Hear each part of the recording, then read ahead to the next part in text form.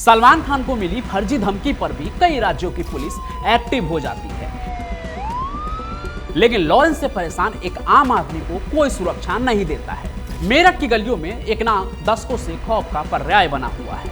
एक social activist को Lawrence की ओर से कॉल आता है, केस वापस करने की धमकी मिलती है और हमला भी होता है। पुलिस कहती है कि जान को खतरा है आपकी, लेकिन सुरक्षा नहीं मिलती है।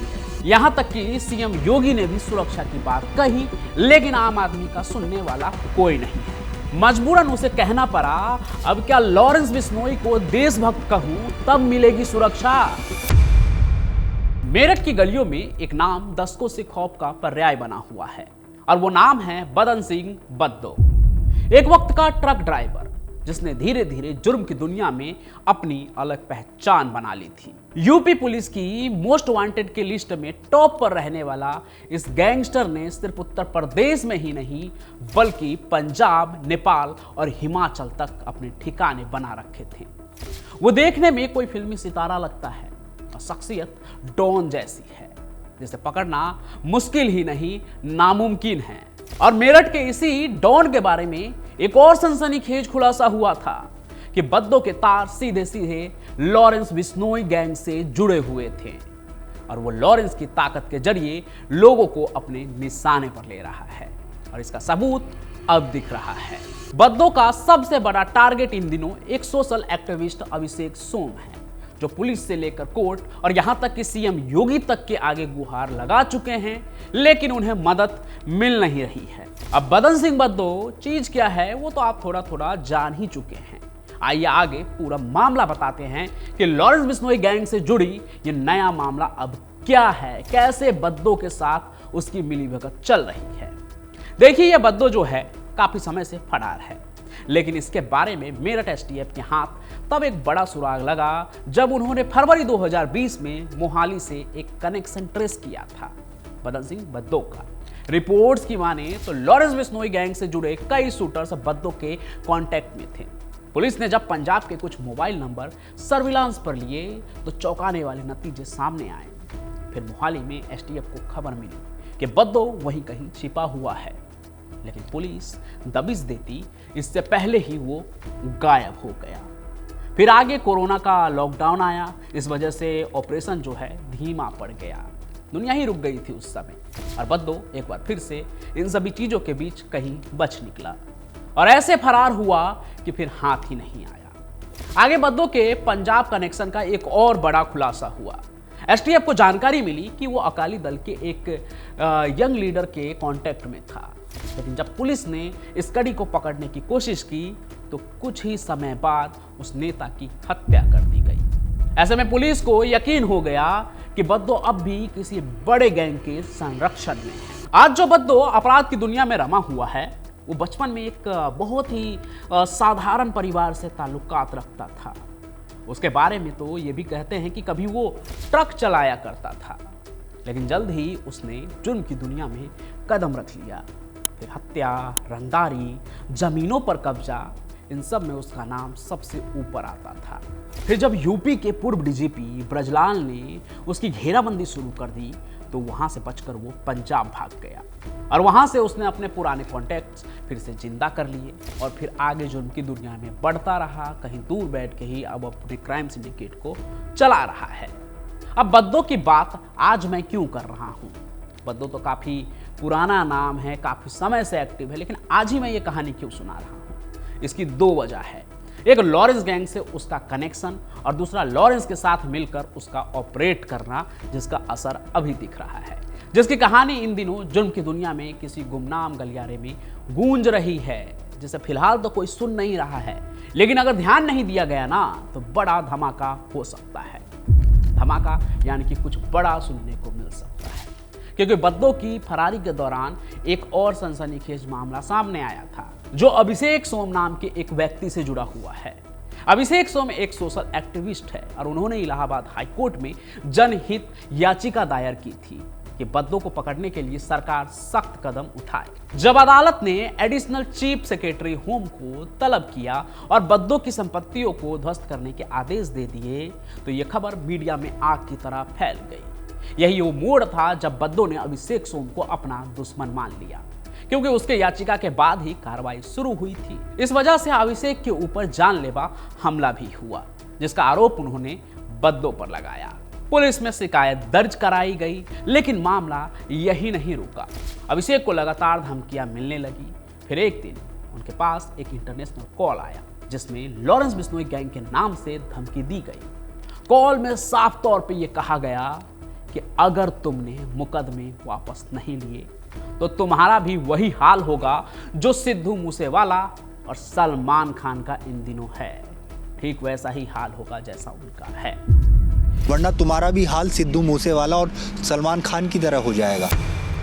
यह कॉल पुलिस के लिए बड़ा झटका था। यूपी एसटीएफ ने जब इस मामले की जांच शुरू की तो उन्होंने लॉरेंस बिश्नोई और बद्दो के बीच गहरे रिश्ते का पर्दाफाश किया। और अगर बदन सिंह बद्दो के लिए लॉरेंस अपनी तरफ से धमकी दे रहा है, मतलब साफ है लॉरेंस अपना दायरा लगातार बढ़ाते जा रहा है और अब वो योगी जी के प्रदेश में भी घुस रहा है। बाकी इस धमकी के बाद अभिषेक सोम ने सुरक्षा की मांग की। उन्होंने डीजीपी से लेकर हाई कोर्ट तक गुहार लगाई। अभिषेक सोम के मुताबिक हाई कोर्ट के आदेश पर स्टेट लेवल कमेटी को 6 हफ्तों के भीतर इस पर फैसला देने को कहा गया, लेकिन सुरक्षा का इंतजाम करने में देरी होती रही। अभिषेक लगातार मीडिया के सामने आते रहे। उन्होंने सीएम योगी आदित्यनाथ से भी मुलाकात की, जिन्होंने ये भी आश्वस्त किया कि मदद की जाएगी, सुरक्षा मिलेगी, कुछ नहीं होगा। लेकिन इसके बावजूद वो और उनका परिवार खुद को असुरक्षित महसूस कर रहे हैं। इन दिनों अभिषेक सोम खुलकर मीडिया में दिख रहे हैं और सिस्टम की बदहाली को बता रहे हैं। वो ये भी कहते हुए नजर आ रहे हैं कि अगर सलमान खान को धमकी मिले तो उन्हें सुरक्षा दी जाती है, लेकिन जब एक आम आदमी को धमकी मिलती है तो उसकी सुरक्षा का क्या? सलमान खान एक स्टार है तो उनको सिक्योरिटी दी जाती है। सवाल उनका पुलिस से है, सरकार से है। और ये सब कुछ मैं भी सुन रहा था, खुद उनसे ही सुन रहा था। आज तक का जो क्राइम तक चैनल है, वहाँ पे चिराग गोटी के साथ ये बातचीत कर रहे थे। चिराग गोटी एक जर्नलिस्ट हैं जो क्राइम तक पर आते हैं और वहाँ पर अभिषेक सोम अपनी पूरी कहानी एकदम डिटेल में सुना रहे हैं कि किस तरह से सिस्टम की बदहाली है और कैसे इसमें वो फंसे हैं। उनके जान को खतरा है, लेकिन सुरक्षा नहीं मिल रही है। हालांकि इस पूरे घटनाक्रम के बीच एक और चौंकाने वाली जानकारी ये है कि बद्दो सिर्फ यूपी और पंजाब में ही नहीं है, बल्कि खालिस्तान आतंकियों के संपर्क में भी था। पुलिस को ऐसे सबूत मिले कि बद्दो ने पंजाब के एक वरिष्ठ पुलिस अधिकारी की रेकी कराई थी और इसी दौरान कुछ खालिस्तानी आतंकियों का नाम भी सामने आया था। जब यह खबर बाहर आई ना, तब यूपी पुलिस के लिए यह केस एक चुनौती बन गया। फिर बद्दो को पकड़ने के लिए एक बार फिर से टीम तैयार की गई। पुलिस को उसके नेपाल, पंजाब और हिमाचल के संभावित जो भी ठिकाने हैं वहां पे भेजा गया। इस बीच एक और बड़ा मामला सामने आया कि लखनऊ कोर्ट में कुख्यात अपराधी संजीव जीवा की भी हत्या हो गई। ये खबर पुरानी है, लेकिन उसमें भी बद्दो का नाम शामिल था। संजीव जीवा को तो आप जानते ही हैं, उसके कत्ल के पीछे कई कहानी घूमती है, क्योंकि वो मुख्तार अंसारी का बहुत बड़ा साफ शूटर था। कृष्णानंद राय के मर्डर में भी, एक विधायक के मर्डर में भी उसका हाथ था। ये संजीव जीवा ही था जिसने विधायक कृष्णानंद राय की शिखा काट ली थी, ट्रॉफी की तरह अपने जेब में रख ली थी। लेकिन फिलहाल इस कहानी से जो मैच करने वाला नाम है वो बद्दो है, जो बताया गया कि संजीव जीवा के मौत के पीछे भी बद्दो का ही हाथ है।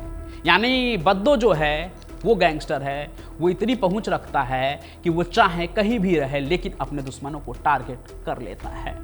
ऐसे में अभिषेक सोम की मुश्किलें लगातार बढ़ रही है। यहाँ तक कि उनके मुताबिक, यानी अभिषेक सोम के मुताबिक, पुलिस उन्हें ये भी कह रही है कि उन्हें सतर्क रहना चाहिए, उनके जान को खतरा है, लेकिन कोई ठोस सुरक्षा नहीं दी जा रही। इस बीच वो एक बार फिर से सरकार से मांग कर रहे हैं कि उन्हें और उनके परिवार को सुरक्षा दी जाए। मीडिया के कैमरे पर वो ये गुहार खुले आम कर रहे हैं। साथ ही उन्होंने एक बहुत ही तीखी बात भी कह दी। अभिषेक सोम कहते हैं कि अगर मैं कहूँ लॉरेंस बिश्नोई जिंदाबाद तो शायद मुझे सुरक्षा मिल जाए, लेकिन अगर मैं सच्चाई बोलूँ तो कोई मेरी सुनने वाला नहीं है, कोई मुझे देखने वाला नहीं है। अगर मैं ये नहीं कहूँगा लॉरेंस बिश्नोई जिंदाबाद, अगर मैं ये नहीं कहूँगा कि लॉरेंस बिश्नोई इस देश के सबसे बड़े देशभक्त हैं, तब तक मुझे सुरक्षा नहीं मिलेगी। मुझे पता है अभिषेक सोम को आप में से भी कई लोग, ज़्यादातर लोग नहीं जानते होंगे, मैं भी पिछले कुछ दिनों से ही इन्हें देख रहा हूँ इंटरव्यूज वगैरह में, और इनकी सारी बातों को देख रहा हूँ जो लॉरेंस बिश्नोई से जुड़ी है और बदन सिंह बद्दो जैसे गैंगस्टर से जुड़ी है। इसलिए मैंने सोचा कि क्यों ना इस स्टोरी को आप तक पहुँचाया जाए, इसलिए ही मैं मजबूर हुआ कि ये कहानी आपको सुनाऊँ, ताकि आपको पता चले कि लॉरेंस बिश्नोई गैंग कैसे अलग अलग राज्यों में पावरफुल गैंगस्टर के साथ मिल अपने खौफ का राज कायम कर रहा है। अब बात फिल्मी सितारों तक नहीं रही, हाई प्रोफाइल लोगों तक नहीं रही, अब आम लोगों के घरों तक भी पहुंच रही है ये बात। जो गैंगस्टर का एक पुराना राज हुआ करता था वो फिर से कहीं ना कहीं फैलता हुआ दिख रहा है, जहां भाई लोगों के खिलाफ बोलने पर जान की धमकी मिल रही है। और याद रखिएगा कि फिल्मी सितारों के लिए तो पूरी कायनात एक हो जाती है, तुरंत सुरक्षा व्यवस्था, Y+Z+ पता नहीं क्या क्या, लेकिन आम आदमी के लिए तब तक कोई आगे नहीं आता जब तक उनका अपना फायदा ना हो। ऐसे में अपनी सुरक्षा आपकी अपनी सतर्कता में होती है।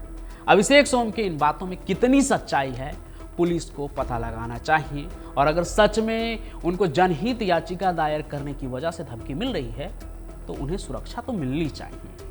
उम्मीद है कि जिस तरह से उत्तर प्रदेश में अब तक माफियाओं के खिलाफ कार्रवाई हुई है, आगे भी कुछ वैसा ही होगा, और जो आम लोग हैं, जो सोसाइटी के लिए काम कर रहे हैं, सोशल एक्टिविस्ट हैं, इन तमाम लोगों को सुरक्षा मिलेगी ताकि वो खुलकर समाज के लिए काम कर सके।